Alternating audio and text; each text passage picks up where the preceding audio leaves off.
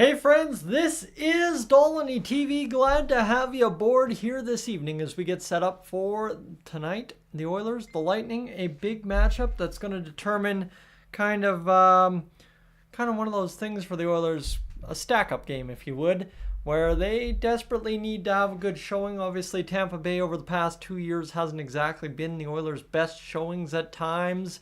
You look back to that game last year about, I want to say this time of year, where the Oilers definitely could have done more, despite, I believe, coming back late in that hockey game and still losing. So we'll ultimately see what happens here tonight against the Tampa Bay Lightning at home, a 7 p.m. puck drop. I'm going to carry you through from right about now 6:20 all the way over to the end of the first period. That'll be up and done for me tonight.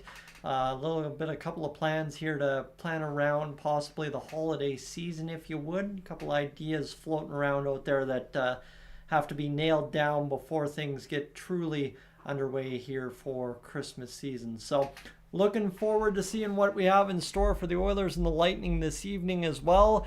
Stuart Skinner is, likely to be the starter. I actually don't know. I haven't had enough time today to check all the news about the Oilers. Kind of one of those days where there's not a lot of no heats going on due to the weather, but stuff's still breaking down. And, when it's not mass no heats in a day, you still got that 1, 2, 3 calls an hour that just keep you busy long enough to keep you busy till the next hour's calls come in. So that's where we're currently sitting. The Tampa Bay Lightning, though, looking at this high striking offense, 3.92 goals for per game this season. The Oilers do have the better goals against, and, the Tampa Bay Lightning have been good on the power play and decent on the penalty kills. So the Oilers are going to have to be a pretty good, solid team tonight to beat this Tampa Bay Lightning squad. Nikita Kucherov's obviously running along at the same clip as Connor McDavid, 37-37. Goals are pretty similar between Point and Draisaitl at 18-19. And other than that, it's just going to be whose crease is going to hold up better this evening. And you know that the netminder there for the old Tampa Bay Lightning is a pretty good netminder. So we'll see ultimately what happens here tonight against the Tampa Bay Lightning. So I'm just trying to figure out if I'm missing anything as we boot up the stream tonight. Looks like we aren't really missing much at all, so we should be good to rock and roll here this evening to get back into streaming shape, friends. Obviously, this is another live stream here in the month of December as we continue to ultimately get back on track, hopefully in time for the World Juniors this year, right? The World Juniors start Boxing Day. Maybe sneak in a preliminary game sometime on, say, maybe the weekend, Sunday the week before. We'll find out. We could do that possibly, right? There's plenty of options for us available when it comes to the World Juniors and live streaming that here on Dolany TV. You know that well if you've been around for a couple of goes of it here this year. But obviously, Duster, I am only here for the first period. Like I said right off the top, I'm already repeating myself. But again, people come and go pretty quick here on the live streams, at least in the early portion. No, I'll only be live till the end of the first period. Got some Christmas plans to nail down here before we get too far into December. So kind of sitting here waiting to get that phone call up and done. And then we'll get back for, I believe, Thursday night against the Minnesota Wild. That is a game that I will likely do the first period of again, just simply kind of sit back and enjoy it on the PlayStation with a couple of my buddies who happen to be Minnesota Wild fans. So we'll do that on Thursday. And then Saturday night, I think we can get back to the old full game live streams. We'll find out, but that's at least the tentative plan for now. Friends, if you're just tuning in, definitely consider hitting that like button on the stream. And buckle up here. The 15-win Oilers, now 15-10-2 on the year, looking to try and get going for the 10th win of the season for Stuart Skinner. That's what it would be if he can find a way to win the 16th game of the year for the Edmonton Oilers. Skinner's at a .292 goals against average, .892 save percentage. Like I said, I'm actually not sure who's starting tonight. I just understand that Sportsnet got Skinner as the probable. It's been kind of one of those starts to the day, if you would, in terms of figuring out kind of what's going on with the Oilers. So, we'll see what happens. Michael, Christine, welcome aboard.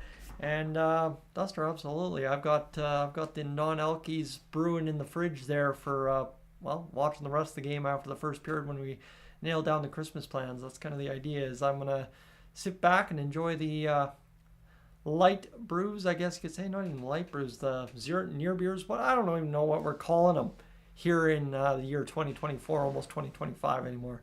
But Michael, some real test games for the Oilers. That would be true. I will tell you, it's going to be a real tough week for the Edmonton Oilers. They've got what they got? They've got Minnesota on Thursday. So, right, I'm just looking basically this whole start of the year. I've been looking one game at a time ahead, and right now we got to get through Tampa Bay, then on and off to that team in Minnesota on Thursday. Christine, I sound tired. I will tell you, I've been tired all week. It was not really an easy resting weekend. There was a nice, nasty windstorm in southern Alberta on Saturday night that kept half the province up, I'll tell you that much. It was brutal out there. It was absolutely wild in terms of, sounded like the house was going to blow apart. So ended up not getting much sleep, about an hour's sleep on Saturday night. Sunday was a busy day, including an hour and a half of driving, and then, it ended up being a day in which just kind of had to get some other stuff taken care of. So yeah, that's where we're at, friends. Just trying to struggle through the week at this point, and it's only Tuesday. Darcy, good evening to you as we get going here on tonight's live stream. Obviously, we're just battling through what is going to be a first period stream only. So again, apologies, friends, for I know the lack of streams to begin with, but also how much the streams truly have been when they have been live this year. It's just been a weird year to start. Kind of the momentum got sucked out of my sails real quick in the preseason when the Oilers just didn't bother to show up for that, and then kind of took the start of the season pretty lightly as well. It was kind of one of those really disappointing things where you'd expect a little bit more from them, and they didn't very much so deliver much at all. So hopefully tonight they deliver lots for us, right? They've all of a sudden climbed to a plus .11 goal differential, not quite as good as the Tampa Bay Lightning's plus .92, but again, tonight you climb up, you score 4 or 5 goals, and you allow 2 or less, and again, you climb that goal differential even higher. Yeah, it might only be now .13 or .14 by night's end, but you get where I'm going. It could be a very, very, very important game for us here tonight. And Sam, great to see you. Great to see you in the chat this evening, and Fiber Optics as well. Darcy, to your point, talking about how lucky you didn't get the southern Alberta or northern Alberta rain. Yeah, obviously things have been pretty nasty up there in northern Alberta. I heard specifically in Cold Lake that gravel roads are a disaster, but I will tell you, I am glad to sit here and be able to sit here and, in southern Alberta, be able to drive with my studded tires and not have to worry about using them too hard.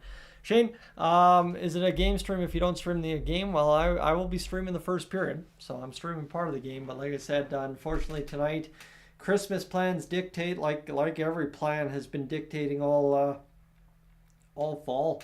It's really been insane to me. We're almost into winter, and honestly, it doesn't even seem like I've gotten up and under my way this season.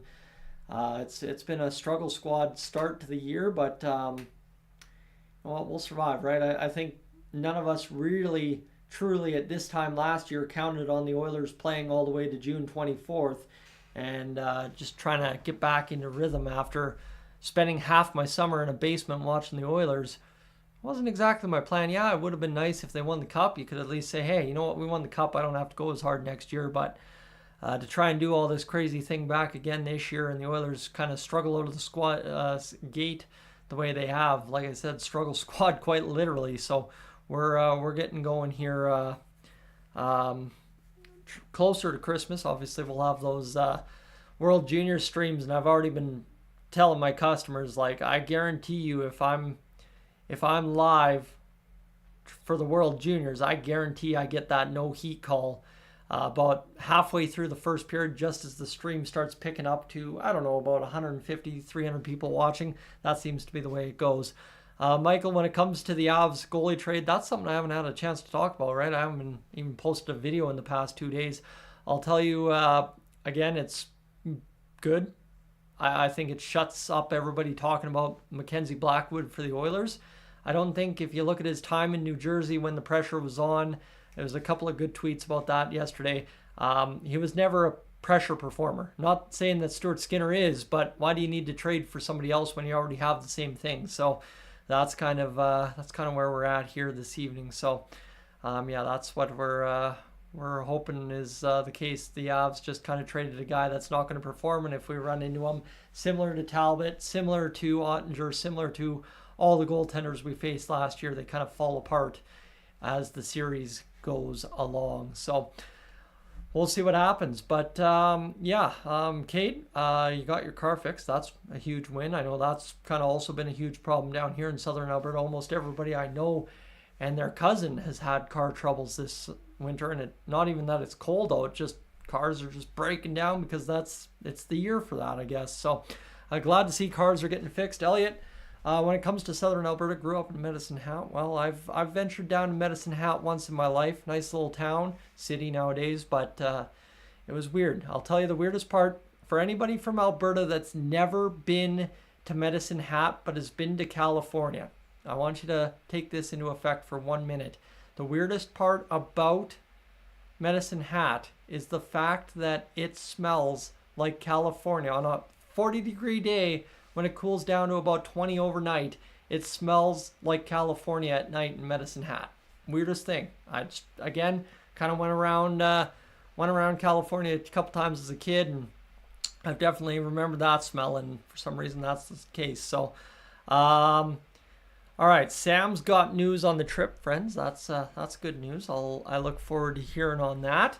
And then we got obviously Team Canada. Hopefully a lot of Team Canada live streams coming up. What's the World Juniors in Ottawa this year, I believe. So I think we should be good to at least cover Team Canada as much as possible this year. I think I've got the 26th, 27th, 28th, 29th off. So we've got 4 days right there. Half day on the 31st, so we'll have the New Year's Eve game before heading out to the parties. And then that should dictate we have some time on the weekend to get back to everything. So, yeah, that's where I at least think we are. The World Juniors should be a good show this year. And obviously should be pretty good for us to kind of get going here back on the channel with the full live streams. That's kind of when the year kind of kicks into high gear anyway, is when the live streams for the World Juniors get going. This year it was kind of unfortunate. I did all the big streams in 2023 and didn't really kickstart 2024 with a bang. So looking forward to doing 2024 in style in January and getting things going with some big numbers there. That's what the World Juniors are all about. Kind of that make up for what is usually a slow month in January anyway. And BMAC, yeah, huge game here. Absolutely, I do agree. It's going to be very interesting to see what the Oilers do tonight. Again, last year's games against Tampa Bay left a lot to be desired, and we're hoping tonight's game leaves a lot to be appreciated at the end of the night. And Kate, am I going to be watching the Four Nations Cup? As far as I'm concerned, it's an NHL thing, so I should actually be able to do this whole live stream type deal we do for the Oilers for it. And I think that'll be some huge numbers as well. So looking forward to doing that, I believe, in February. I don't even know. Like I said, I've had such a terrible, poor start to the year. Just I sucked on to summer there for as long as I possibly could until t-shirt weather finally went away and the snow came. And now it's just been miserable trying to keep up with kind of the pace of what is the Christmas season, what is busy time at work, and trying to make do with everything else in between. So you've seen December's at least been a better start to the month than I think the month of November was. I think we're looking at December and not quite looking near as bad. I know I've had kind of 2, 6, 8, 11 items published here in the month of December. So that's better than the 4 items published through the first 15 days of November last month. So I will take that, at least for right now. We're starting to get back on track here on the channel, and the Oilers at the same rate are into the second act of the season, as we saw last year, where they start winning hockey games. Tonight, as BMAC saying, you win tonight, you go to 16, 10, and 2, and suddenly that does a lot of damage. I think the standings, if we go check that in the division at least, I don't really care about the wild card too much, haven't been keeping pace there. But Vancouver, with loss and then us with a win, we suddenly sneak up there into third spot in the division, 5 points back of Vegas, who continues to keep winning. But all of a sudden, you're only 1 point back of Los Angeles if all goes according to plan, and yada, yada, yada, yada, yada, bing, bang, boom.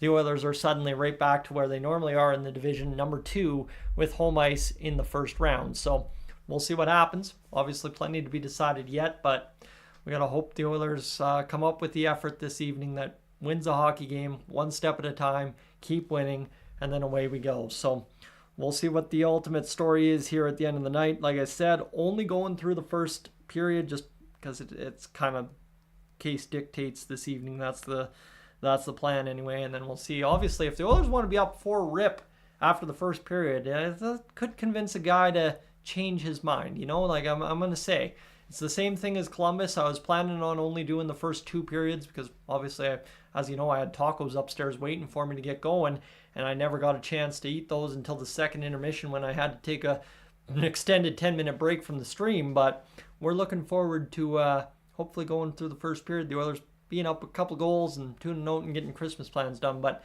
I can be convinced otherwise if the Oilers want to beat the wheels off the Tampa Bay Lightning in the first period and really give us something to stream about tonight. Glenn, welcome aboard this evening as we get deeper into the live stream here tonight. We're already now 16 minutes in. Doesn't even feel like I've been talking. The same winning lineup from Saturday's victory over top of the St. Louis Blues. We'll run it back for the Oilers this evening. So you have it right there. Nugent Hopkins, McDavid, Hyman, Podkolzin, Draisaitl, Kapanen, Janmark, Henrique, Skinner, Perry, Ryan, Brown. I think today we got some news on Evander Kane being a few weeks out at the bare minimum here, if not a month or 2 at least. Still, I think February is still the timeline from what I was understanding. Like I said, didn't get a chance to read much today.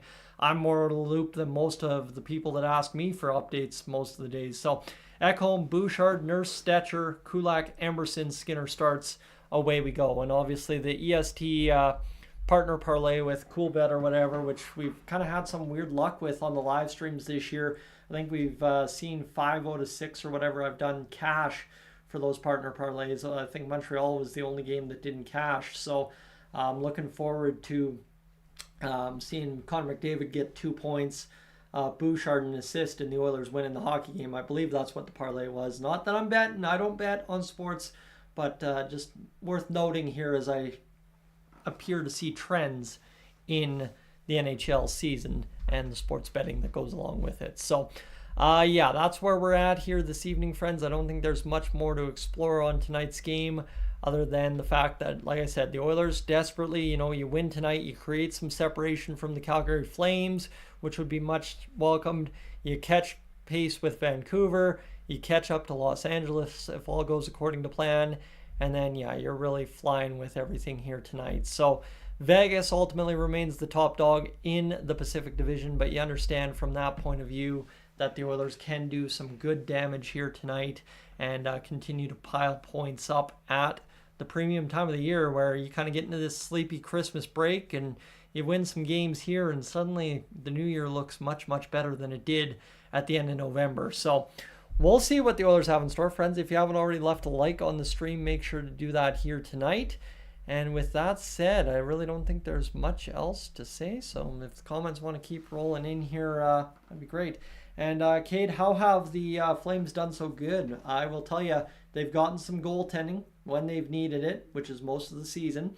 And at the same rate, too, they've had guys come in, earn jobs, and work their tails off to keep those jobs. That's been the case of success for the for the Calgary Flames this year. Then you look similar idea with the Minnesota Wild, which trust me, they have a good team out in Minnesota, and we're going to see that firsthand on Thursday. But Minnesota, I think the problem with them is they're really finally breaking through this year with piling up points at the start of the year. Does that sustain full year? Probably does, similar to Winnipeg last year. But does it last into the playoffs? Again, I don't know. Depends on if they're going to get the goal scoring in the playoffs like they have been at times this year. And then as well, DC, welcome aboard as we keep rolling along here on the live stream tonight, friends. Yeah, you know what? I'm gonna go crack a Pepsi. I think that's the way we win a hockey game tonight. I don't know, just me maybe, but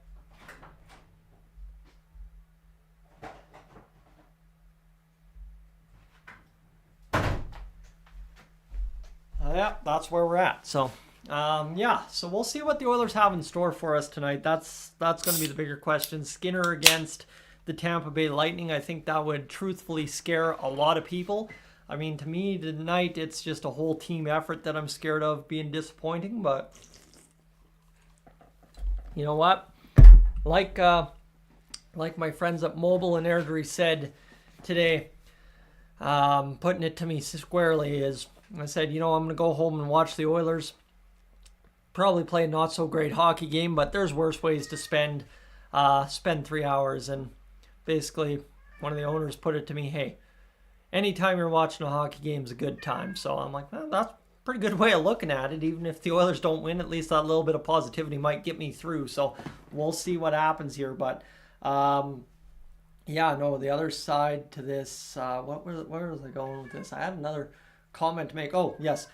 Friends, there's 25 of you watching right now. I guess maybe not the optimum time to do it when we know we'll have a couple more folks aboard on the live stream a little bit later. But if you ever get a chance to come through Airdrie and you're around the Kings Heights area and looking for something to eat, I got to tell you to go over to my friends as well over at Quesada in Airdrie. They've been treating me pretty good lately, and just wanted to send a shout out to them. I'll try and get that going. Lots of great businesses in Airdrie that I want to kind of shout out here over the course of the next few weeks, kind of as we go through the Christmas as well with the World Juniors, try and get some business going in Airdrie. Don't stop in Calgary on your way out. Stop in Airdrie on your way out or on your way into Calgary and grab a little bite. I think as well there's plenty of places that have supported me over the past few months, well, the year basically, which has been a very hectic and a very crazy one. So definitely Quesada keeping me fueled. There's a lot of days here when you see a live stream come up over the course of the playoffs and stuff, particularly this year as well. A lot of times when I grab a burrito on the way home, when I'm grabbing an oil change or something in the area, and try and get myself fueled up for these live streams. So stop by Quesada tonight. They treated me very well, and just figured I'd send that back their way here to you if you're traveling through the area here in Airdrie, Calgary area over the next few weeks as we get into Christmas time. Now, we go here to the chat, which has popped off for a little bit here as well, as the Oilers really do struggle with Minnesota every time. It's been age old. I mean, to the age before Dwayne Rollison was an Oiler. I mean, you look back, the Oilers have always struggled against Minnesota. At least that's the view I've had on it.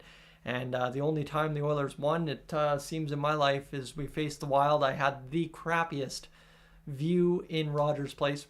When you talk about that, there's not a bad seat in the house. I always tell you that. But it was literally the last row in the building in a corner on the other side of the ice when Connor McDavid iced the game on the power play or something. I don't know. It was 2016, 2017, somewhere in there. And it was a beauty, mean-nothing goal for, I think it was 16-17, maybe? Yeah, I guess it would have been 16-17 or maybe 17-18. Maybe 17-18. A mean-nothing game, but all in all, it was still a beautiful goal to watch. So we'll see what happens here. But friends, thanks for being aboard here so far this evening. Like I said, trying to make up for the lack of not going the full way. Again, if the Oilers want to be up 4-0 after the first, watch me. I do crazy things sometimes.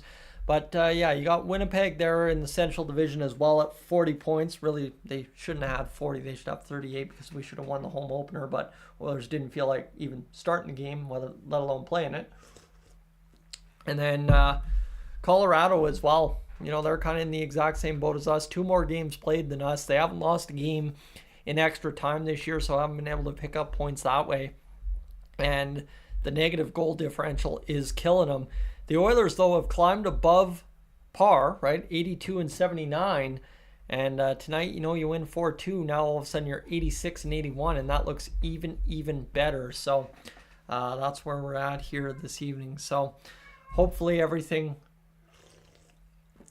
gets going this evening as we see what happens as the cats are killing each other down here in the basement. I don't know what's going on. This is the first time I've ever seen the little 3-legged friend of mine there actually meow and get the attention from the other cat. So this is interesting. Not sure how that works, but yeah, obviously the Edmonton Oilers should have a good start to tonight's action if they start the game on time. That's the biggest part of it all.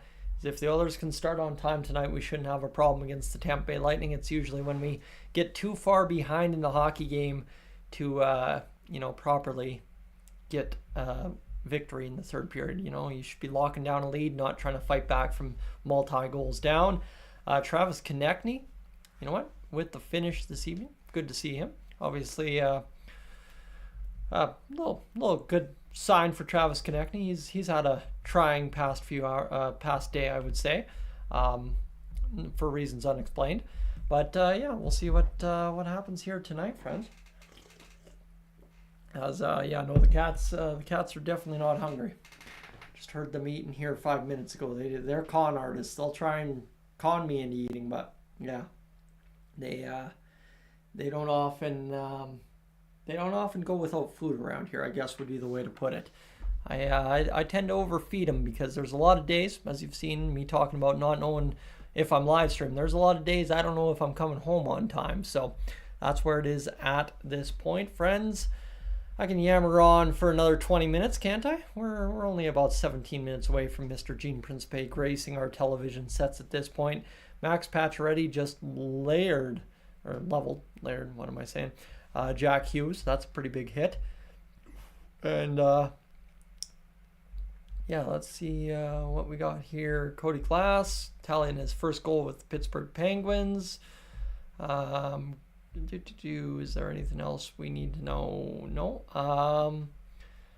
Connor McDavid and the Oilers likely won't begin contract negotiations until after the season. That's a big article on Oilers Nation today. Like I said, I'm very out of the loop, so I'm taking a moment to try and understand everything I've missed here today. We already know the Oilers lines. If you're just tuning in, same lineup as St. Louis: Nuge, McDavid, Hyman, Podkolzin, Drysdale, Kapanen, Janmark, Henrique, Skinner. That line has been buzzing. They need to score some goals tonight, not just Jeff Skinner.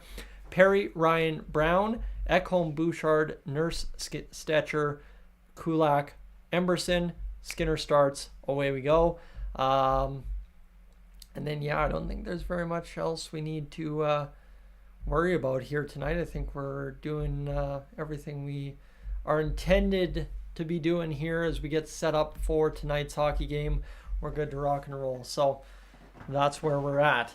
Hey now, good to see you in the live stream. Did I get my 50-50 yet? I have not bought the Oilers 50-50 in over 2 years at this point. Just something that, trying to do a little bit differently. I've been playing the old Millionaires Lottery there, not necessarily the 50-50. I've been slapping down a little bit on the old Lotto Max when she gets a little crazy there, trying to get out of the whole heating business, and go into the old sports business at some point here. So that'd be nice. So that's where I spend my gambling money on, is the old $1 million tickets there. As I'm sitting here telling you guys all about not gambling, and then here I'm telling you what's up on the other side. So it is what it is. But see what else we have going here. I'm just not seeing much. It's very, very slow news night so far. So we're gonna see what the Oilers bring for us. But obviously, like I said, as far as we're going, we're live streaming just the first period tonight. Can be convinced to go later if the Oilers want to score 4 unanswered in the first period. They want to go out there and absolutely light up the Lightning. I think I'll be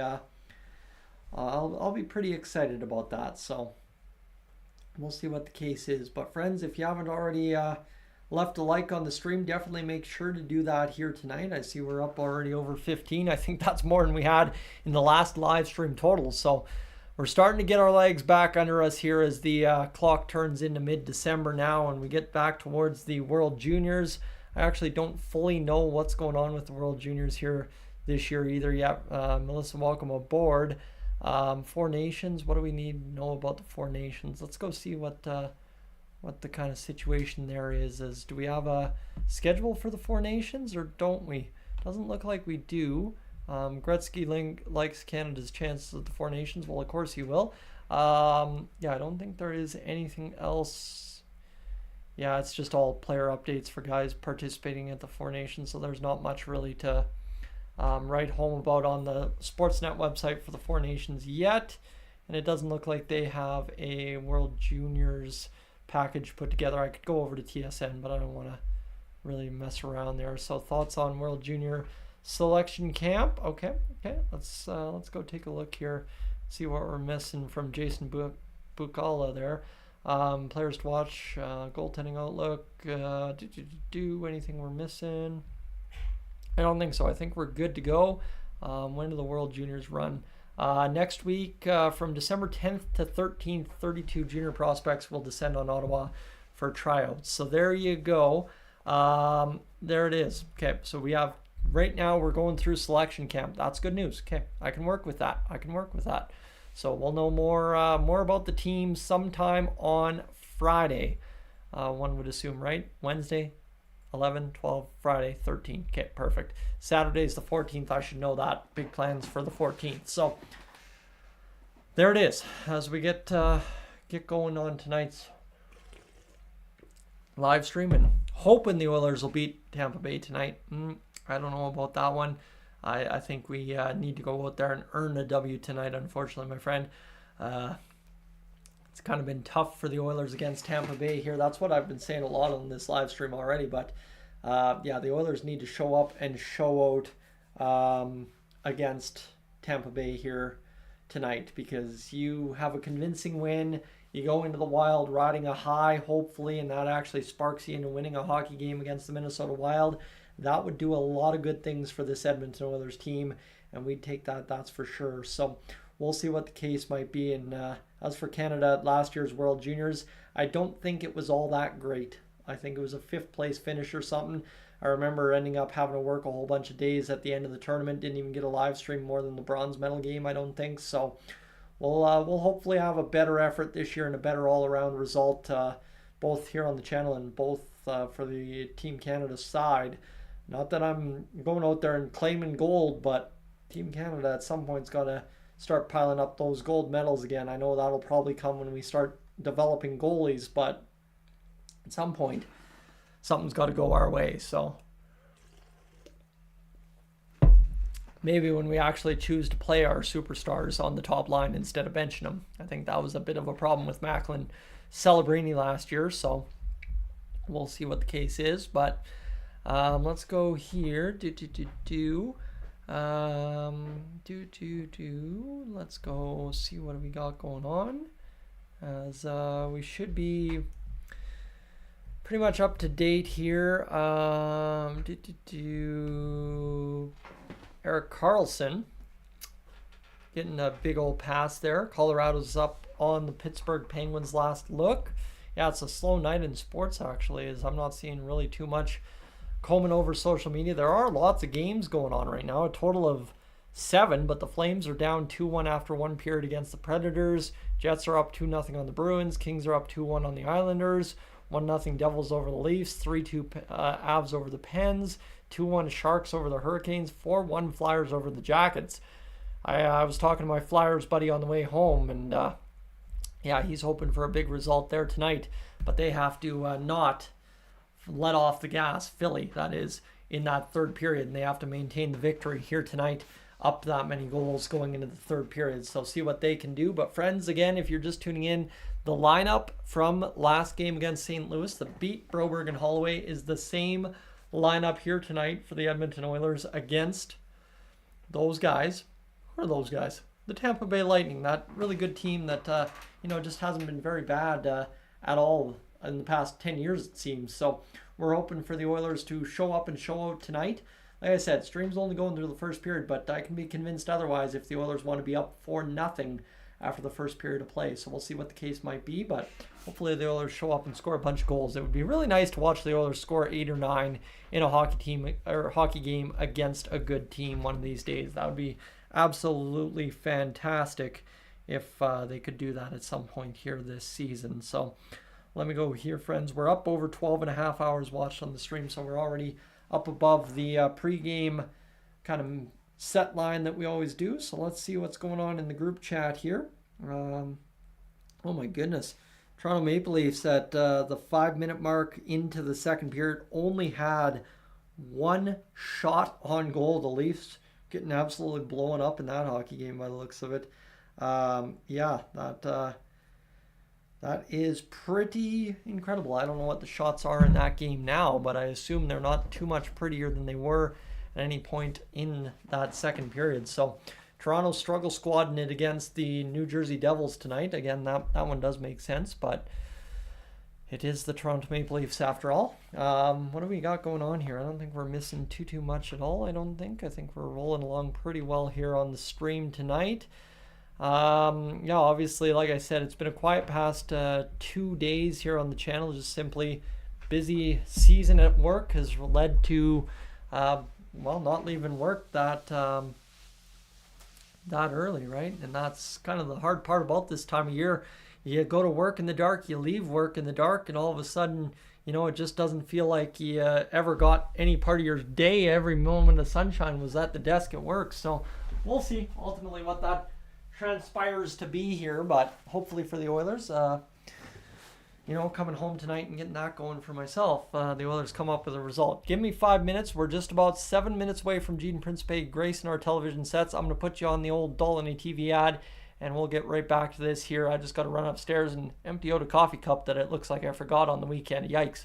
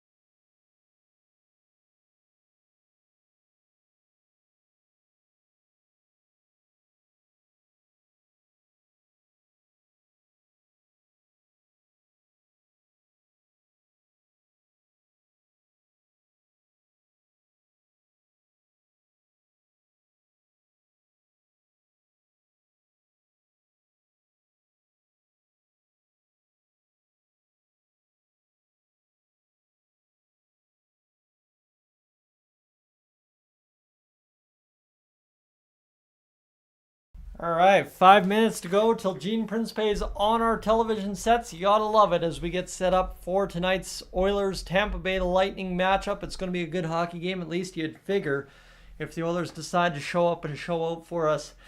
As I said, if you're just tuning in, I'm planning on only doing the first period of the hockey game. I know. At some point, I gotta get these full game streams going again in full effect. But at current Christmas plans kind of went out. It's that time of year, and then we'll get going. But yeah, obviously for the Oilers, we got to figure out the Tampa Bay Lightning early and often if we want to have a chance to win tonight's hockey game, because you know it's starting on time against Tampa Bay is the biggest key I think you're going to find for the Oilers ever. And tonight's not a night you want to fall behind quick, because Tampa Bay's made you pay for it a couple times over the past few years. So that's the case at least tonight. As we go here, friends, I'm not really seeing much in the way of news. It is the same lineup for the Oilers tonight that won the game against St. Louis. Hopefully, Mr. Zach Hyman continues that hot streak. If we go here and review the scoring leaders for the Edmonton Oilers this season, the goals for 3.04, the goals against per game 2.93. So suddenly we've evolved our stats that much better. Both goalies at an .892 save percentage. Calvin Pickard's just, you know, been the winner of some better defensive performances from his team and some better offensive performances, one would say. 292 goals against average for Skinner, 255 for Calvin Pickard. We've got two very good goalies in this organization right now, and both deserve better than they've gotten from the team so far this year. and both have gotten some pretty rotten bounces against them. So hopefully Skinner buys some bounces tonight. Connor McDavid with 37 points, Leon with 36. You've got Evan Bouchard with 20. You've got then as well Ryan Nugent-Hopkins with 14. So he's starting to pick up that pace. I know he's still only got 4 goals, but you look at the leaders on this team. Bouchard is the 3rd highest scoring player, tied with Zach Hyman. And then it goes Jeff Skinner, then it goes Ryan Nugent-Hopkins, and Brett Kulak's in there with 5 as well. So really that's your top tier goal scoring. That doesn't sound all that impressive. Darnell Nurse with 11 points. You got Hyman with 11, Jeff Skinner with 11. So you got a whole bunch of guys tied. Janmark with 11, and Matthias Ekholm as well, tied with 11 for top 5 in team scoring. So that's the other side. You look at the top 5 in team scoring. The top 2 guys have 35 plus. 3rd guy has 20. 4th guy has 14. And then you got 5 guys with 11. That's not going to cut it. And the Oilers desperately tonight need to just pile up 8 goals and somehow find a way to get about 5 or 6 different guys 2+ points that aren't Connor and Leon. Connor Brown, speaking of Connor, could use a 2-goal effort tonight. Corey Perry's been solid with 5 goals. Forgot to mention him. But again, your 40-year-old almost guy on the 4th line shouldn't be leading the team in the goal scoring department. At least that just doesn't math, quite honestly. Vasily Podkolzin tonight, I feel if Kapanen rides hot and Draisaitl rides hot, that line could have a big night if we have a big night. And then at some point, we're going to start seeing Victor Arvidsson back here. Troy Stetcher's had a pretty solid season, actually, now all of a sudden after scoring that goal, averaging about 15 minutes time on ice, and has 4 points now in 23 games, which compared to Emerson, compared to Ryan, compared to, a guy like Travis Dermott who played 10, that's a pretty impressive number for the Edmonton Oilers at this point of the season. So anytime you get points from the defense, I'm always going to be happy.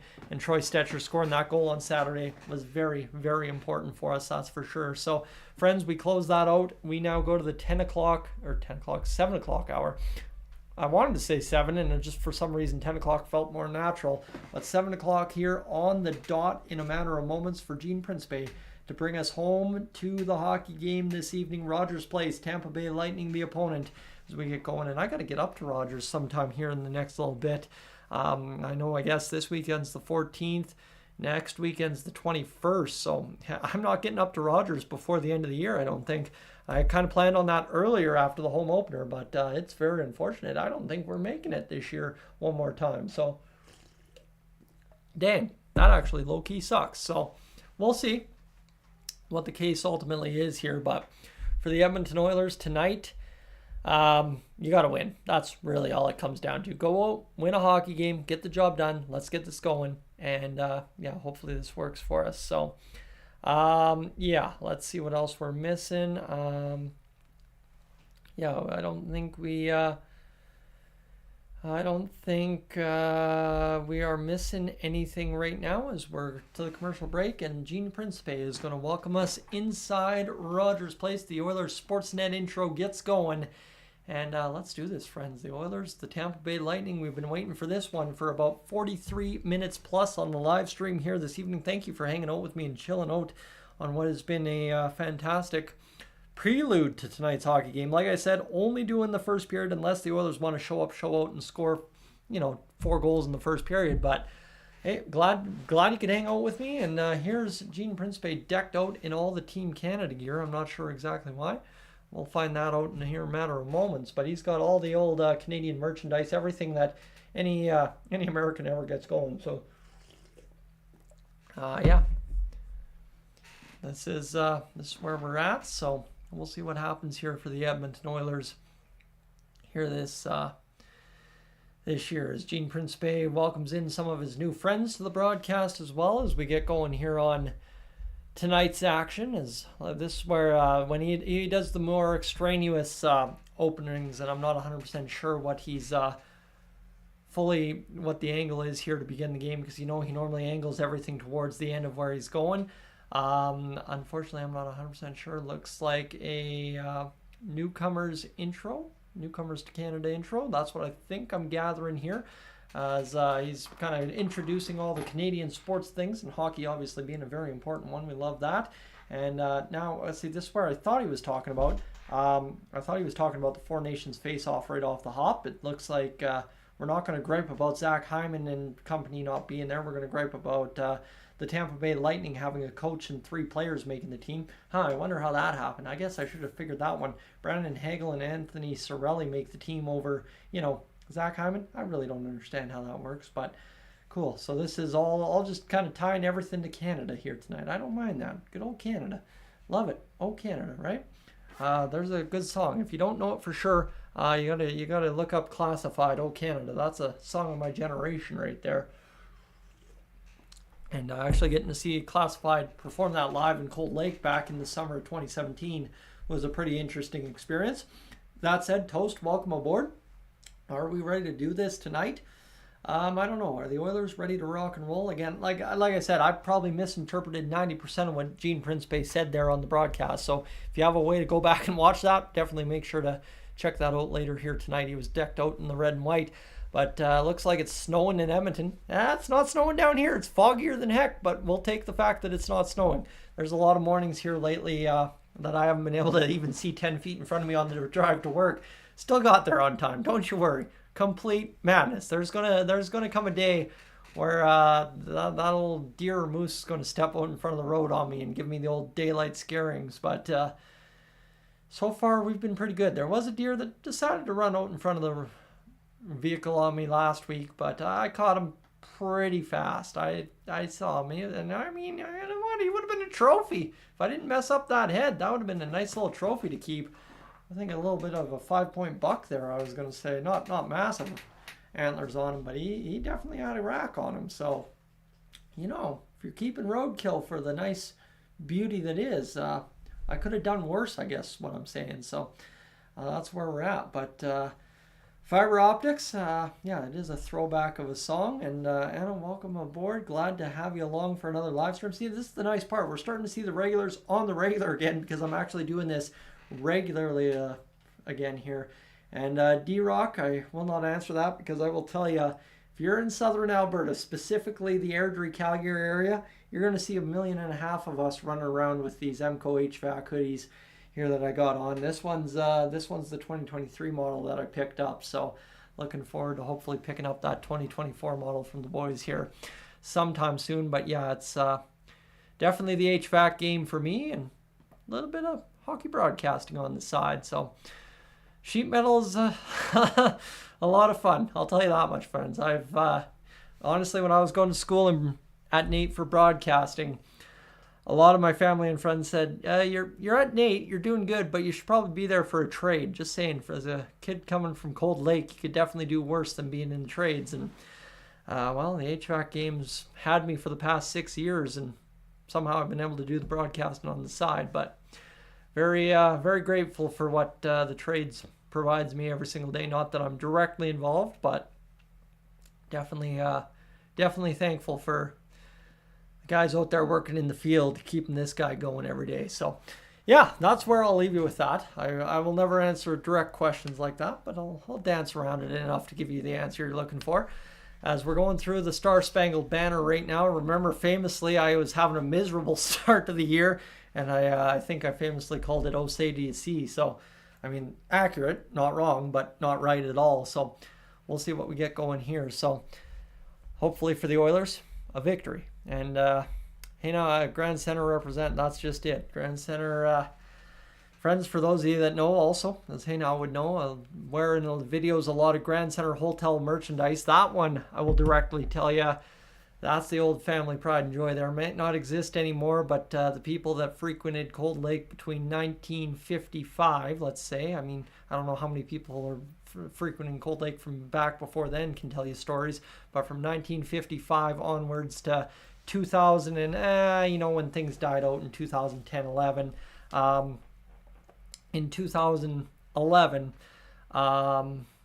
things kind of went downhill from there, but the Grand Center Hotel, right? That was where the Dolany name was actually known for, and now here it is, some YouTube channel that talks about the Oilers, eh? Not a bad go.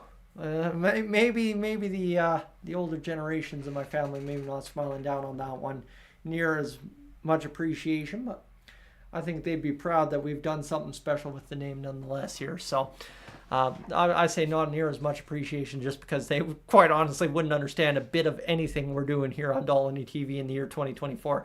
But yeah, D-Rock, yeah, you know what? Yeah, I don't deal with the plumbers every day, but I deal with a lot of good plumbers. And I mean, nice part is, you know, everybody helps me. That's the biggest part.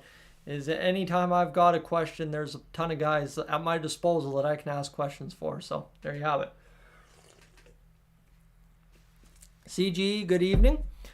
As we get the O Canada up and done. Missed it. Got through it. 2 anthems. Bobbled my way through yakking. Let's go. Let's go. We are good to go. That's, again, friends, if you're just tuning in for the first time ever on the live stream, I will tell you, I hate the 2 anthem games. Bores me to death. We're sitting there. I can barely hear it. All I'm seeing is pictures of them not playing hockey. Throws me for a loop every time. Throws off my balance. Get live streaming. 9-7-2. Stuart Skinner is your starter tonight. Andrei Vasilevsky, the starter for the Tampa Bay Lightning. 12-8-1. 249.09 with 2 shutouts on the year. The Oilers have 4, so not 4 for them. 4 against them. So just saying. Notice that. See what we have going here tonight as the Oilers will line up at the face-off dot. We got 20 minutes or less to decide if we're keeping going. The Draisaitl line will start us out tonight. Tim, good evening to you as the Lightning will fire it inside the Oilers zone. 19:55 now to go in this first period of play. Kulak starting on a line alongside Darnell Nurse. That's been a trend here this year as the Oilers go wide to the far side wing, fire it around to the near side boards. Behind Vasilevsky, it ultimately comes back to the point for Kulak. Over to Nurse on the far side. The shot drifts behind the net to the near side boards again. Lightning tap it out over top of the head of Kulak, who got spun a little bit on his skates there. Pass to the middle, cut off the skates again of Kulak, and this one will come to the far side boards for Nurse to knock it into the far side corner, battling there against a Tampa Bay Lightning player. Don't ask me who any of the Tampa Bay Lightning players are. I could not tell you for a moment. It looks like Brandon Hagel, Team Canada superstar, has taken a penalty here against the Oilers inside the offensive zone. So 19:17 to go, a 200-foot penalty for Hagel will ultimately pan out to be a power play for the Oilers just a half minute into this period as he gets kind of nailed on he grabbed onto the hand, arm area, and the hip at the same time of Darnell Nurse impeding him going up the boards. Referee standing 2 feet away. Penalty all day. Hagel guilty of it, just trying to hold on 1 second too long. And the Oilers line up on the power play 45 seconds into the hockey game. Tampa Bay clears to the near side boards. Bouchard expected a much harder rim, had exited the zone and costs the Oilers the zone keep as McDavid here will pick up inside his own zone. Should add the water, not the Pepsi. The tongue's tripping up over itself here. McDavid down the wing into the near side boards for Draisaitl. Drifts back down low for McDavid. McDavid looking around the zone back to the high point for Bouchard. Bouchard over to McDavid. He's going to get this going for a moment before it's stolen away by Tampa Bay, and he steals it right back, does our captain. Here's Draisaitl with the puck. Draisaitl through the middle of the ice will tap it across the line. Glendening got a stick on it. Can't believe that guy's still killing penalties here in the NHL. Stuart Skinner plays it off on the clearing attempt, and the Oilers will reload here with 18.5 minutes to go the power play. Fruitless so far here in 45 seconds of ice time. McDavid bobbles up on a pass. He's going to dump it down deep to himself. Along the boards, Nugent Hopkins in his regular spot on the left wing, trying to battle that puck free against 2 Tampa Bay Lightning players. Here's McDavid trying to get it over to Draisaitl. Draisaitl just didn't full commit to that puck. Bouchard gathers it at the near side point. Nugent Hopkins back now for Bouchard as he's looking for the shot through traffic. Over to Draisaitl near side boards. Draisaitl looking down the wing, trying to go into the corner here to open up an option. Back to Bouchard at the high point. Now over for Nugent Hopkins. Back to Bouchard. Fakes the shot. Dances the shot through traffic. It comes. Didn't have enough legs to get down to the Oilers sticks. It's cleared by Tampa Bay all the way down to Stuart Skinner. And this power play, yeah, not so good so far. But here now comes Ekholm. Ekholm over now to Nurse. He'll fire it down low to Vasilevsky. Far side it goes. The Oilers recover the puck and then ultimately miss the pass to themselves and fired down the ice again by Tampa Bay. We're 2.5 minutes into this game and we don't have a shot despite a 2-minute full-length power play for the Edmonton Oilers to begin action tonight. This puck down inside the Tampa Bay Lightning zone. This one bounced off the end wall for McDonough. He gets it up to Glendening. Far side bouncing pass. No icing as it tapped a Lightning stick across the Oilers line. And the Oilers are going to load up and try and get out of their zone. They do. And this is one of these things, at some point the Oilers just have to giddy up here and get a shot on net. The Tampa Bay Lightning fire it down to Skinner. He was able to leave it off for a defenseman. This has been a pretty tightly contested game so far. I guess that's what you could say out of this. This has really been a not too much open ice in either side of the ice so far. Tampa's been killing a lot of penalties. Huge hit on Brett Kulak there by number 78 of the Tampa Bay Lightning. Lilleberg or whatever. That was a massive collision. Nice hit there. You don't see those too many times in a hockey game in the year 2024, almost 2025. Down the right wing, Tampa Bay enters the zone. They almost bobble it at the blue line. Get it back down low here near side. They bounce it around off the end wall. Tampa Bay along the boards there. Losing the stick was Matthias Janmark. No, that was the Tampa Bay Lightning player. I don't know if Janmark's taking a penalty. Doesn't look like it. Kulak battling along the boards. We're going uncontested here since the power play's gotten going. 16:04 to go. This first period is going to be up and quick and done. Here's this one goes out of play, though, at the Tampa Bay bench. And we have a stoppage in play here at least to finally stop the flow 4 minutes into this hockey game. Yeah, that's a wild start. The Oilers failing to capitalize on the power play, and then, yeah, as well, Mr. Brett Kulak getting absolutely dummied against the board there. 15:59 to go in the first period of play. We'll have the face-off at center ice. We'll redo it one more time here as we'll see Draisaitl likely waved out. Who could have seen that coming? I don't know. Maybe just absolutely every Oilers fan ever, as Podkolzin tried to battle the face-off between the legs of the Lightning player and then win it forward. That didn't work out. Tampa Bay dumps down deep into the Oilers zone. Nice little nifty work. The puck was able to find its way out of the zone. Here's now Kapanen playing it down deep for Podkolzin, who just couldn't quite get there on time. Podkolzin ran a guy over. I mean, that's a beautiful hit too. Bodies are flying here at least to start, and Stuart Skinner ultimately is the first goalie to face a shot tonight. Swallows it up on the crest, makes the save, and we have a stoppage of play with 15:35 to go in this first period. Yes, sirree, I like that. As John Cooper, 539 career wins, 2 Stanley Cups as Lightning head coach. That man came in as a young pup in the NHL, and all of a sudden he's now a grizzled little dog there on the back the Lightning bench. He's seen a lot of years there. There's a lot of markets he wouldn't have survived anywhere near as long as he has, but Tampa Bay kind of the fortunate spot for the 2-time Stanley Cup champion. This one's now picked up by Derek Ryan, flipped out into the neutral ice by the Oilers. That's another face-off win for Derek Ryan, who, quite to his credit, has done nothing this season except for win face-offs and maybe kill a couple of penalties. We have an icing call here against the Oilers. We'll come back inside the zone with 15:27. Mr. Doom, welcome aboard. I know the live streams haven't been frequent this year, so it's been hard to do making those live streams here this year, and glad to see everybody jumping aboard here tonight. And with 15:27 to go, we'll redo the face-off inside the Oilers zone. See what the Oilers can achieve here on this draw, as it's another face-off win for Derek Ryan. You'll love to see it. Puck out to the far side. The Oilers are going to rush up the ice here, and this time on the right side of half, chip it into the Lightning zone. This board battle there along the wall where the Oilers quickly get the change, get Hyman, McDavid, and Nugent-Hopkins out there, but the Lightning are just stymieing the Oilers in the defensive zone. So far, the Oilers have done nothing much of substance with the puck inside the Lightning territory, and that's credit to the Lightning here to at least begin tonight's action, where they've just kept the Oilers to the outside and not giving them much ice. But here's McDavid, full-length breakaway right from center ice. McDavid backhander. Andrei Vasilevsky stays with him the whole way, puts the left leg down and stops him. That was about as anticlimactic of a play as you're going to see in the NHL nowadays. That puck, I don't know if it just rolled a little bit too much on McDavid, but a clear-cut breakaway on a block shot by Bouchard, rifled it up the ice to McDavid. A little bit too much time to think on it, and just didn't lift the puck, trying to tuck it around Vasilevsky on the near side pad.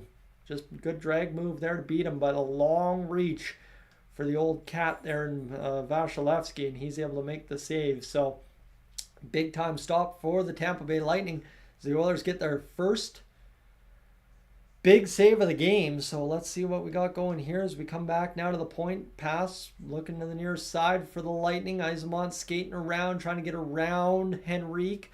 The Lightning continue to pull, and here's now a nice cutoff there by Janmark. There was a big hit in the Oilers zone.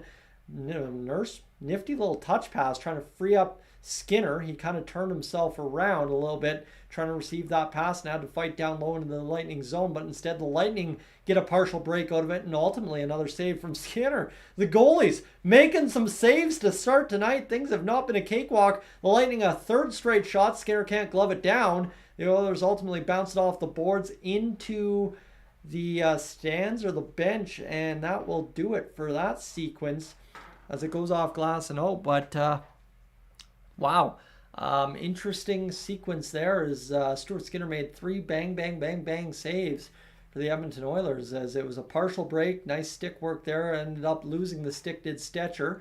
And then ultimately the Lightning got 2 more chances on net that Skinner turned aside. And hey, I'm here if Skinner wants to have a legacy season after the way he started. I mean, you can always make it up if you've got December only left, or only 10 days gone in December with much of the month left as this one goes down low. As Kulak's trying to fight there with Emerson. This has been the pair that's been victimized on the Oilers' defensive line the most, at least by my eye test over the past several weeks. As this one comes down near side, the Oilers will get this down low to Perry. Perry takes a hard collision there. I did not have the Tampa Bay Lightning and the Edmonton Oilers throwing the body this much in the first 7 minutes on my bingo card tonight, but I'll take it. As the shot comes in from the point, scramble in front of Vasilevsky. He's down low, and the Oilers can't really get anything high on net, but Emerson keeps it in. He turns it over down low, trying to force that one to Corey Perry. Perry's going to stay on this puck, though, and he's going to skate away instead of delivering a hit. Not really a fan of that. The Oilers get the turnover at the line. Hyman, hard to knock off that puck, gets it back to the blue line for Ekholm, over to Bouchard here across the Lightning line. Bouchard stops up, high point. He's going to fire a puck into the far side corner. Not nearly as pathetically as Tyler Bertuzzi did the other night, but you get where I'm going, as that one doesn't really come to much effect. The Oilers still working around, trying to come up with a free puck in the Lightning zone. That puck's bouncing like a pinball. Here's McDavid coming up with it, firing it down low to Hyman. Hyman then loses it against the dasher board and ultimately now comes to the far side. Ekholm, the blast, scores! Oh my goodness, I thought that went bar out. Never mind, Ekholm from the point blasts one home and scores it right there. So his 12th point of the season. I mean, Tampa Bay not really doing much wrong on that one. Just couldn't buy a bounce to get out of their zone, and the Oilers ultimately hammer a puck on net finally that goes in. So that is a wild sequence. I mean, good credit to the Oilers for all the work in the zone, but just a couple of bounces that just absolutely did not go the Lightning way. And they're just showing this replay here as Hyman somehow was able to stay with that puck against Hedman, won a battle, and then Ekholm off the boards bounces it home on the top corner of Vasilevsky. Told you, if the Oilers want to shoot high on Vasilevsky, it seems like tonight they're going to score. And Vasilevsky has been scored on high to open the game. You love to see it as, man, Ekholm with a pure blast. That's a beauty of a shot from the point. And Hyman watching over the corner, seeing that puck go home. Coach's challenge. Did Hyman tip that maybe? I don't know. Normally the chat lights up here at times like this, but maybe I missed something in terms of the coach's challenge, or I don't know what's going on here, but this was a good sequence for the Oilers, and now Ekholm has to find out if that's been tipped high, or I don't know what the challenge even is for. I totally missed. Again, I don't listen with sound, unfortunately, because that's copyright, and I'm missing a lot of the game that way. But friends, if you're just tuning in, make sure to leave a like on the stream if you haven't already. And they're challenging offside on the sequence. And that's offside. Zach Hyman's offside. Love it. All that excitement for nothing. So here I thought this 20 minutes would zip by fast. Well, here we go. Now we're going to have a coach's delay. Basically is what they should call the coach's challenge. And we're going to take our time figuring this one out. Not much to figure out. That looks pure offside right from the start. And yeah, we're going to see what the Oilers ultimately get out of this, which is a big fat nothing, a face-off outside the Lightning zone, and all that wasted effort for nothing. So, love it. Though we're up over 30 hours on the stream, so that's a pretty positive marker here. So, yeah, that's a big old nothing there for the Oilers. Coach's challenge will come up successful for Tampa Bay. And the hockey game remains 0-0. No goal. Matthias Ekholm's goal disallowed. That will not be his 12th point of the season. And just like that, we will go back to whatever time on the clock that we were at before and get this going again for real this time. 13:01 after that 30-second sequence inside the Tampa Bay Lightning zone comes up fruitless for the Edmonton Oilers. So that sucks. As, Zach Hyman just offside on an eyelash. Friends, so far in this hockey game, the Oilers are out hitting the Tampa Bay Lightning, so I like that. Don't mind seeing that at all. And here we go, face-off now for Podkolzin, Draisaitl, and Kapanen. Instantly rushing offside, I believe, was Kapanen again. It's 12:55 to go, and Andrei Vasilevskiy keeps shooting high because he's been beat up there already once tonight, and I think he's going to leave it a little bit open, knowing that the Oilers can sometimes stretch out a goalie and finish low, if that makes sense. As here's Draisaitl firing it through the middle. This puck gets discombobulated right at the blue line. Puck's going to come near side, boards, fired around, rim to the far side, inside the Oilers' territory. Darnell Nurse bats it down low to Mr. Whoever he's got, Brett Kulak probably, and this is going to bounce into the Lightning territory. And I don't know what's going on at Rogers Place tonight, but the ice is not being friendly to anybody. That puck is just whipping around, bouncing all around the place, and really not doing anything effective for either team. As Chris Knobloch, 8-2-1 in the last 11 games for the Edmonton Oilers head coach. That's pretty impactful, right? All of a sudden you start winning 8-2-1 stretches. You're going to win a lot of hockey games. You don't have to win 16 in a row to dig yourself out of a hole if you're winning like that. Game 3 of a 3-game homestand. 6 of the 7 next games are at home as well. We kind of go over to Minnesota on Thursday, and then we home cook for 5 games straight. Don't mind that. As we go here, as the Oilers will pick up the puck inside their own zone, and they'll fire to the middle of the ice. Emerson with a nice outlet pass over to Henrique. Here's Janmark down the left wing. He's going to spin off a check. Janmark taps it down low. Skinner comes out to help. Staple along the wall is Henrique as he tries to boot that one free. 3 Lightning players have converged, and this is going to kind of hold up traffic here inside the Lightning zone. They're going to probably blow this one dead, I'd at least assume, as everything's just kind of stalemating here along the boards. Nobody wants to give an inch, and that puck ultimately does come free. Janmark comes up to the blue line for Stetcher over to Emerson. Emerson tries to play it through. He does ultimately get it to Janmark, or Skinner, thanks to the board battle win. And this is going to now be Gensel to the far side, picking it up. The Lightning go across the Oilers line, drifting towards the net. Skinner has faced 4 shots, but none since that about 14-minute sequence there at the 14-minute mark. That was a lot of flurry of activity for Skinner. 3 straight shots turned aside, bing, bang, boom. And here we go. The Lightning will fire it up the middle of the ice. Here's Bouchard. Over now for Hyman. Hyman across the line, turned back. The Lightning coming back the other way. And this is going to come down now to Ekholm, who will battle along the end wall. He's taken down by the Tampa Bay Lightning. And 10:44 here in this first period of play. We are almost at the halfway mark of this first period. Nothing really to write home about so far for either team, other than there's been a lot of physicality that you don't usually otherwise see the Oilers play with. I don't know if they know this game means something or what, but so far the Oilers have been pretty decent here in the physical department for what is normally a lackluster squad in that department. So here's Ekholm now up from behind the net. There was not much going on. The Oilers were just trying to get the puck out from behind the net. Tampa Bay was forechecking heavy. They ultimately get the turnover in the neutral zone and come back the other way here down the right wing. Behind the net now, looking to the left wing option, back to the blue line. Here's Hedman, far side. The one-timer comes through, blocked in front by Ekholm. Ekholm and Bouchard have had a couple blocks here to begin this hockey game. And this tipped back into the neutral zone by the Oilers, ultimately across the line again for Tampa Bay. Across now, Hedman will just flip up and into the corner off the end wall boards. The Oilers make a dangerous play there by Bouchard. It might spur a zone exit here for Brown, who gets it up to Perry, who gets it down to Vasilevskiy, who fires around to the far side. Derek Ryan, the all-righty line here for the Edmonton Oilers, as Corey Perry comes out of the corner, back to the blue line for Kulak. Kulak over now for, I believe that's Nurse, firing down low to Ryan. Ryan looking off the end wall, trying to get something going here. Brown's going to win a battle, free a puck. Tampa Bay, this is reminiscent of that goal Zach Hyman didn't score. As this comes back to the blue line again. Here's now Nurse, near side blue line to the middle for Brown. He fires the shot. couldn't get it through traffic. Puck comes off of the helmet of Brown back to the blue line. Here's Kulak. He's going to choose to not shoot. Here's Derek Ryan spinning off the face-off dot. Nurse fires the shot, trickles through traffic. Made the save was Vasilevsky, but it went to the end wall. Here's all of a sudden the fourth line absolutely cooking inside the Tampa Bay zone. What is going on here? As Kulak's going to go over to the far side. Brown's going to outskate a Tampa Bay Lightning player. Dish off to Nurse, back to Brown near side. Brown off the wing, fires a shot through traffic, tipped on there by Perry. The Oilers will go for a line change here with 4 guys inside the zone. Nurse cooking a backhand shot. Vasilevsky ultimately makes the save.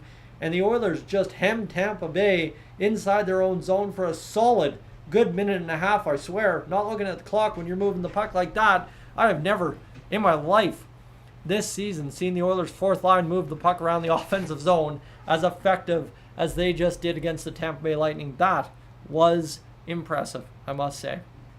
That was fun. All right, we're going to have a good hockey game tonight. I can smell it. It's going to be fun. The Oilers are going to show out here and start scoring goals, hopefully in the back half of this period. That would be very, very welcome if they could do that.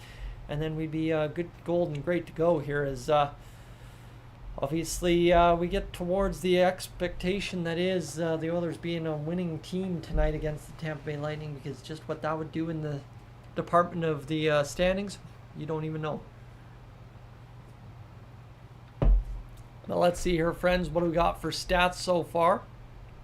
Right now we've got 4-4 the shots on goal. The Oilers are 0-for on the power play.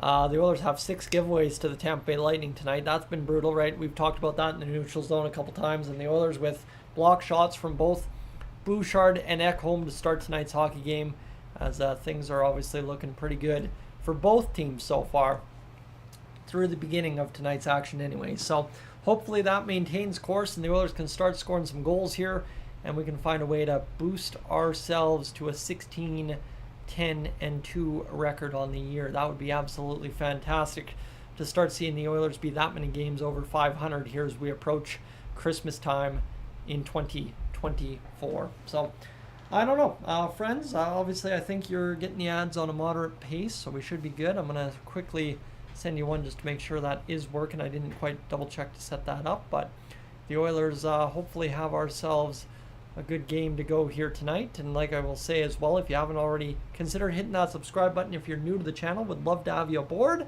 It would be fantastic to see if the Oilers can win tonight and bring you back for the post-game edition of the channel as we get back to regular game action here. The Oilers now with 8 minutes and 27 seconds to go. As let's see what this one gets going here. It's back to the blue line.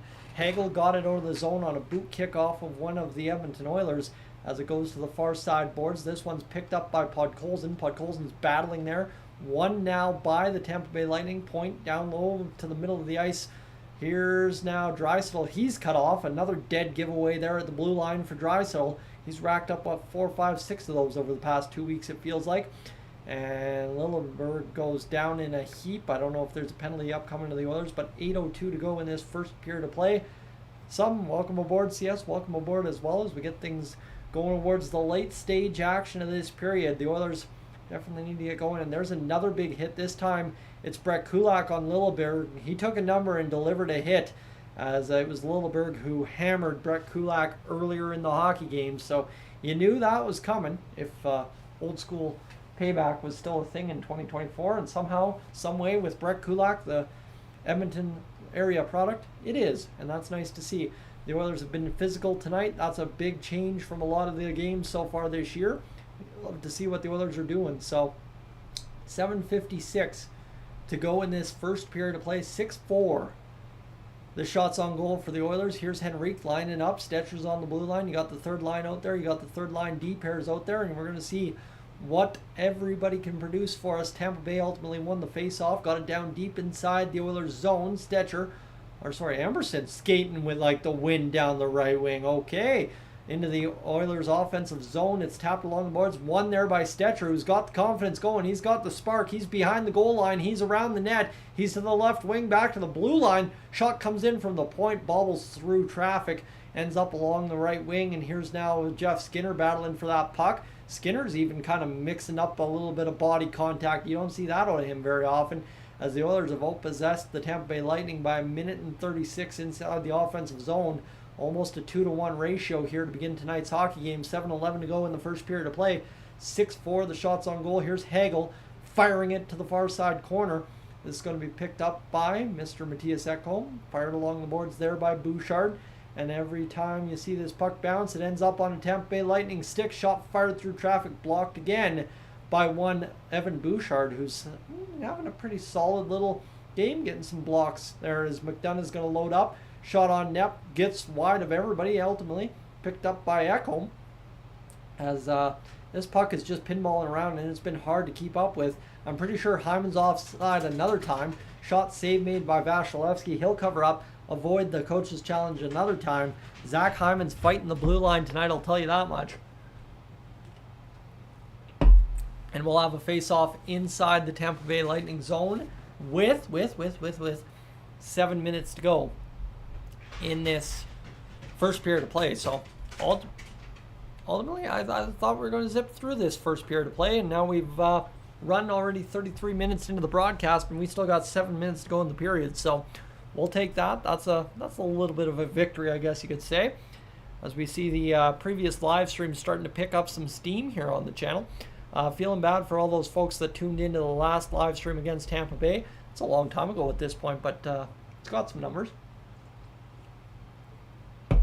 But now we're seeing, friends, we're closing in on 30 likes as well. If you haven't already left a like, make sure to do that. And good evening to you if you just tuned in to tonight's action. Glad to have you aboard. Would love to know what you're thinking on the hockey game so far tonight. Yeah,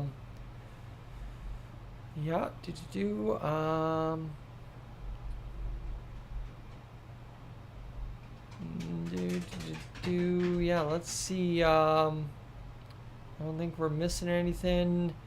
Yeah. I think we're fine. I think we're all good. Yep, I think we're good to go. Everyone just yelling about offsides in the NHL right now. That's a conversation that I don't need to have, because even having that at this point is a moot point. But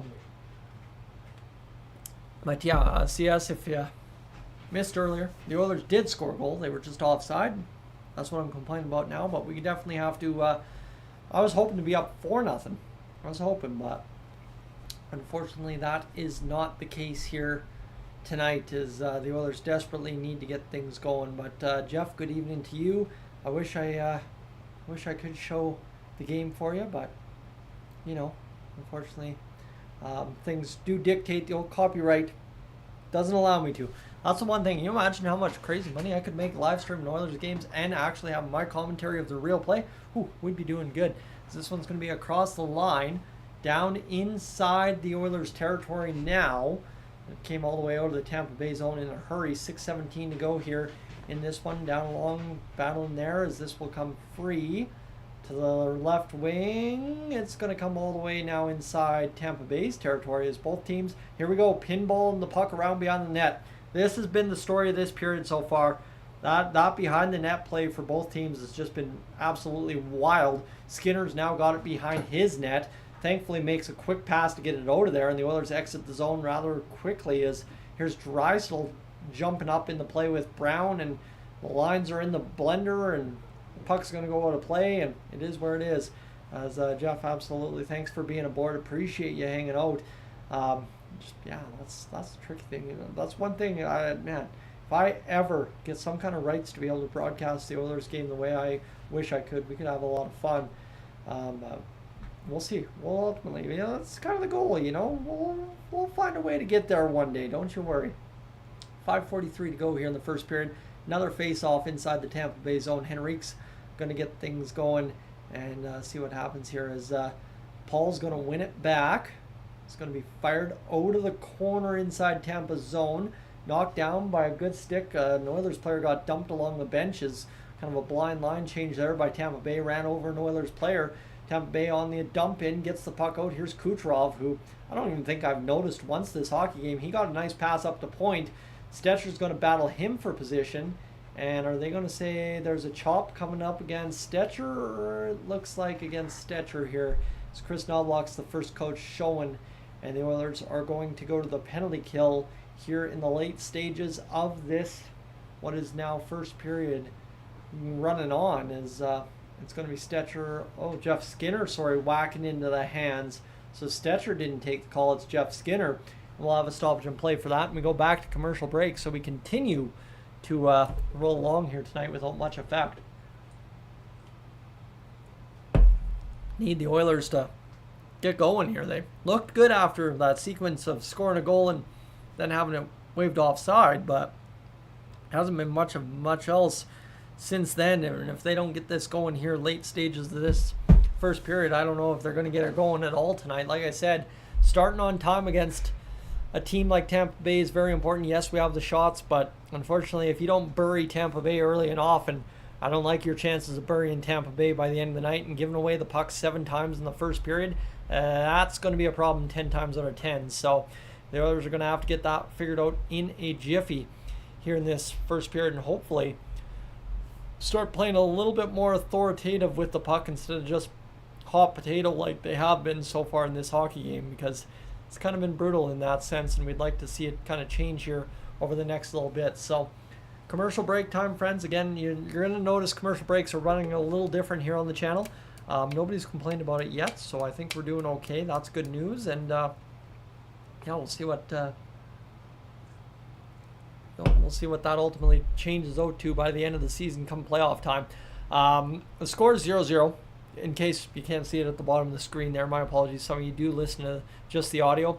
Oilers had the goal waved off from Matthias Ekholm. It was offside on Zach Hyman at the Tampa Bay blue line. So tough go, tough finish, but hey, we'll battle through. Hit of the game, we've already given that away here tonight, as it's going to be, you're not going to get much better in tonight's action, I don't think, as Brett Kulak got lit up by Lilleberg, and then Brett Kulak lit up Lilleberg not 5 minutes later. So here we go, Hedman passing down low as we get to the Tampa Bay power play. Point behind the net for Hagel. Point out of the corner now to the point for Hedman. There's no point in warm-ups. Don't ever forget that, as this one comes back to the blue line for Hedman. 72.3% ranked penalty kill for the Edmonton Oilers. As here's Hedman over to Point again. Point back to Hedman. The one-time blast. Save made by Skinner. Scramble to the slot and out. The Edmonton Oilers will get it to center ice, as Henrique's taking some stick work and still battling down deep inside the Tampa Bay zone. Ultimately, Kucherov comes up with it, gets the ref to dance out of the way. The Oilers' penalty kill is 24 for 26 over its last 12 games. That's pretty incredible, actually, considering where we started the year. That's how terrible we were at the start of the year. Point to the middle of the ice. Far side pass. The shot comes through, deflected there, and bounces off the boots. A block shot for the Edmonton Oilers at the exact right time.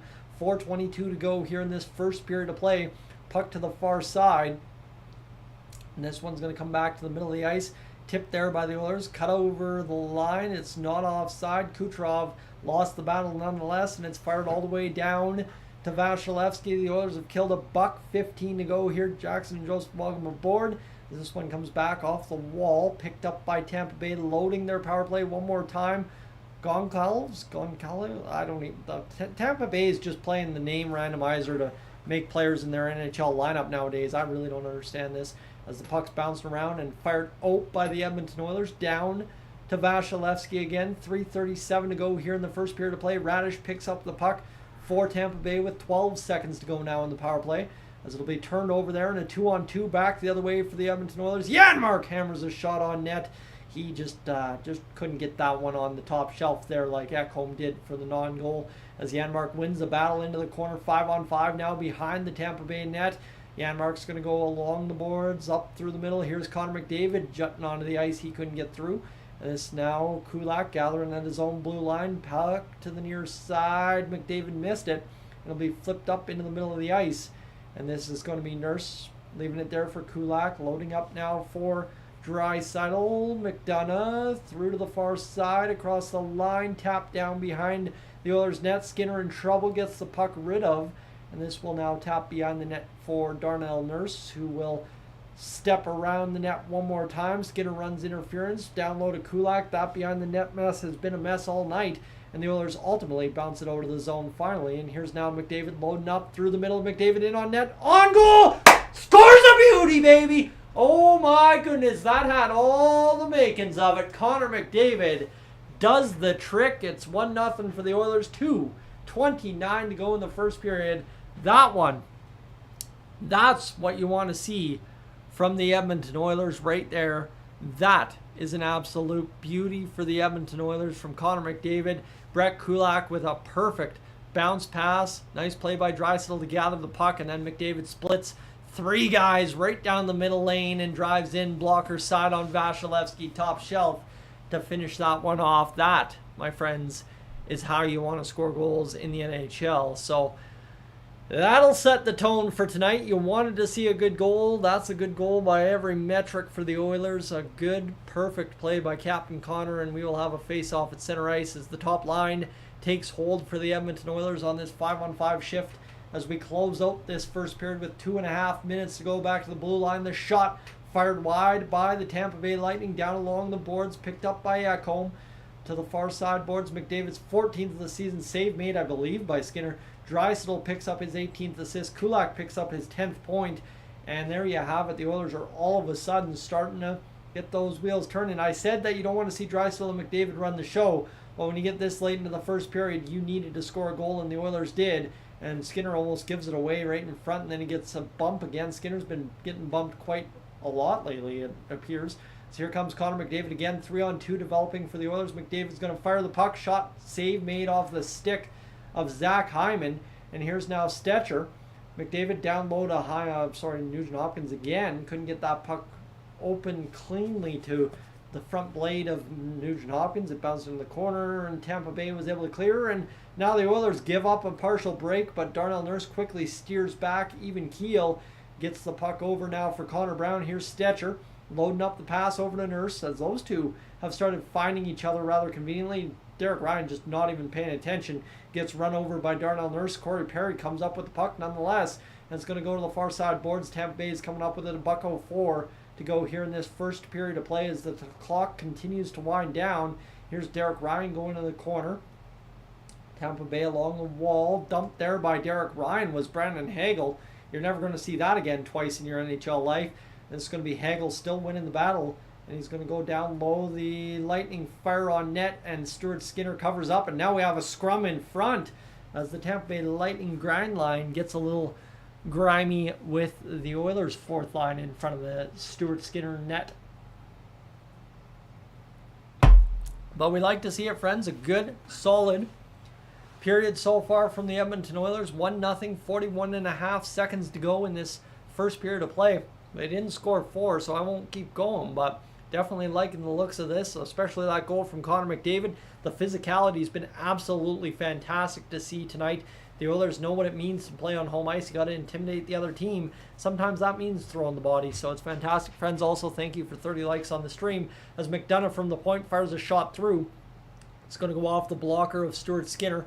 35 seconds to go here in this first period of play. Kulak picks up a puck inside his own zone. He'll bounce it off of Podkolzin into center ice, and Tampa Bay turns it back to Emberson. 24 seconds as the clock continues to wind down here. This puck played along the boards now through the middle. Here's Draisaitl trying to rush up the ice one more time. Draisaitl through the middle, keeps control of the puck after a couple of stick whacks. Here's Emerson, the shot fired, blocked in front. There's an Oilers player down in the crease. Probably the goal wouldn't have counted, but the puck comes all the way down to Kulak. Kulak will circle around, fire up through the middle, tipped there by Draisaitl. And that, a 9-6 shot period for the Oilers, a 1-0 lead, will wind down the end of the period with no time left in the first after what was an eventful first period for the Edmonton Oilers. As we look here as well, 1-0 the score, 9-6 the shots for the Oilers, 5-4 the hits, 11-5 the faceoffs for Tampa. Derek Ryan won most of the Oilers faceoffs that period. 2-2 the penalty minutes, both teams with a kill. And then as well, 8-5 the giveaways. That is the one thing. If the Oilers clean up the giveaways and ultimately find a way to trail the Lightning by night's end in giveaways, that will ultimately be the case of winning the hockey game. Brandon Hagel, Jeff Skinner, the two calls in tonight's game. Connor McDavid from Leon Draisaitl and Brett Kulak's 10th point of the season already. Third pairing defenseman has double digits not halfway through the season. That is a welcome sign for us Edmonton Oilers fans. So friends, the Oilers don't come up with quite the effort we expected in that first period. But again, when you see the hits are 5-4 and the Oilers actually have 5 hits in a first period, not a whole game, I'm pretty impressed by that. I'm very hopeful that the Oilers will continue this one along the rest of the way here this evening. And now all we got to do really is, I think you're seeing it keep shooting high on Vasilevsky. I think I heard last year or some time ago, I'm pretty sure there's a book on Vasilevsky when it comes to beating him up high. So hopefully that is the case. But Mr. Doom, I do want to touch one more time. Brett Kulak is just adding a legacy season game in, game out here. I mean, I don't know what Brett Kulak's season high in points is. We're going to take a moment to check that out. I'm still having a good time. I'm not going to shut the stream down immediately after the first period and hustle out of here. But I just want to take a second to enjoy the moment that is Brett Kulak's season. Let's go here. Brett Kulak now up to 10 points on the year. Brett Kulak's career high in points, 27 games so far. His career high in points in a season is 20 with the Oilers in 22-23. Well, he's got 10 in 27 or 28 now. One would assume that he is going to far eclipse that if he keeps this pace going. He's shooting 11.1% this year, so he pots another few goals after getting close to 1 goal. If he finishes with 7-8, he's got a 25-point season, no doubt about it. And I mean, Kulak and Nurse together have been a little bit of found money for the Oilers this year, that's for sure, Michael. But friends, that will do it for me here tonight. Enjoy things the rest of the way home. Thank you so much for hanging out with me. Christmas plan making continues here tonight. Have a beverage, enjoy the game, and we will chat with you a little time later. Thanks for being aboard.